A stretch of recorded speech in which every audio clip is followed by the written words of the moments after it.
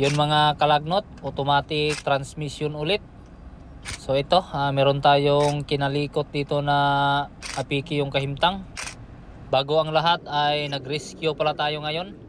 So nandito tayo sa Dipolog City. Ayan, so dito tayo mangangalikot.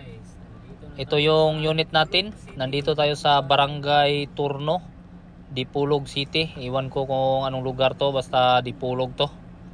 Yan, so nakaparking na yung expander natin at binuksan na natin sa likuran. Ito yung baon natin ng mga tools. Ayan, meron tayong kamang-kamangan dito at meron tayong palanggana para pag naglaba tayo ay meron tayong magagamit. Ito yung unit natin, Nissan Navara ulit. Bali, 8 buwan na daw to na hindi nakatakbo kasi yun nga, naka-premiera lang palagi. Kita natin walang park, walang nakalagay dito na yan, kambyada. So bago ang lahat ay history muna tayo ng sasakyan. Bali marami ng mga mekaniko din ang sumubok na ayusin to, pero yon hindi natsambahan, kaya klarong-klaro na yan ha. Baka sabihin nyo na naman na tinira natin agad nang hindi natin nilinisan yung filter.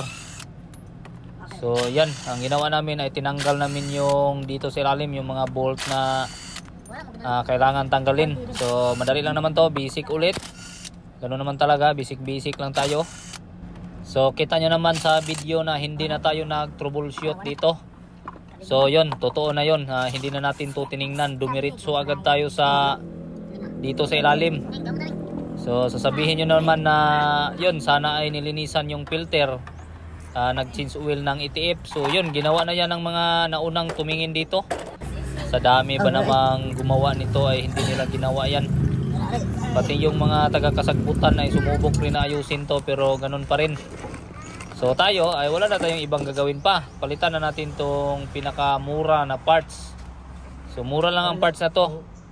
Hindi naman to masyadong mahal, tamang-tama lang din na mabutas yung ATM mo ng kunti.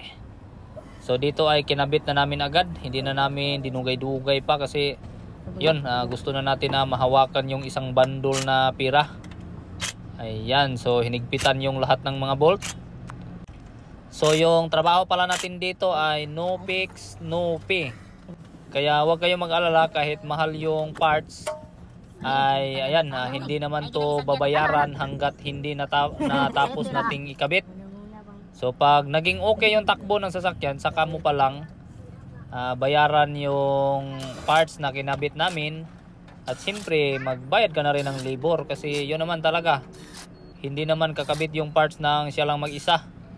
Ayan, so ganun lang siya ka basic.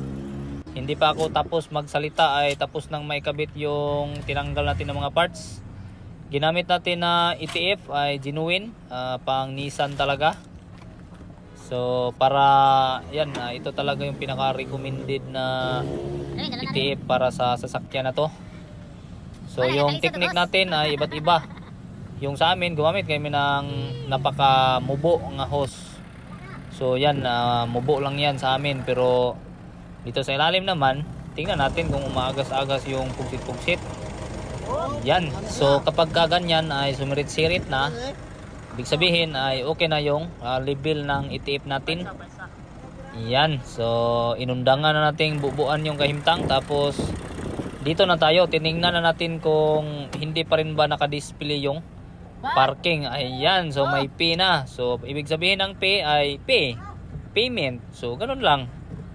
So dahil okay na siya, ay sara na yung hood at umatras na nakauna na naman yung abante. Yan, so tara, samahan nyo ako mag-test drive tayong dahan-dahan.